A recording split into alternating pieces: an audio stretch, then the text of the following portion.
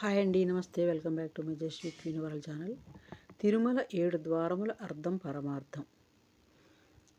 తిరుమలలో 7 ద్వారములు అర్థం ఏంటి అసలు చూద్దాము. స్వామి విగ్రహాన్ని దర్శించాలంటే 6 ద్వారములు దాటి ఆపై వచ్చే 7వ ద్వారం అవతల గర్భగుడిలోని శ్రీ వెంకటేశ్వరుని దర్శిస్తున్నాము. అవతల గర్భగుడిలోని శ్రీ వెంకటేశ్వరుని దర్శిస్తున్నాము.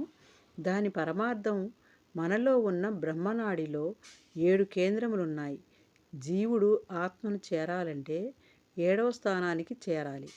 అందుకే స్వామి, నేను 7వ గదిలో ఉన్నాను, నన్ను చేరాలంటే మీలో ఉన్న 7 ద్వారములు దాటండి, అప్పుడు నా రూపాన్ని అంతర్యాన్ని చూడగలరు అనేది స్వామి దర్శనంలో పరమార్థం. చూసారా, అది 7 ద్వారములు మనలోనే ఉన్నాయి. అవి దాటితే కానీ దేవుడిని మనం చేరుకోగలం అన్నమాట. అది 7వ స్థానానికి చేరాలి. అందుకే స్వామి, నేను 7వ గదిలో ఉన్నాను అంటున్నారనమాట. నన్ను చేరాలంటే మీలో ఉన్న 7 ద్వారములు దాటండి, ధ్యానం చేయాలి. అలాంటప్పుడు మనం ధ్యానం చేస్తే ఆటోమేటిక్గా అన్నీ జరుగుతాయండి. బాయ్ అండి. లైక్ చేయండి, సబ్స్క్రైబ్ చేయండి, బెల్ బటన్ నొక్కండి, మీ ఫ్రెండ్స్కి షేర్ చేయండి.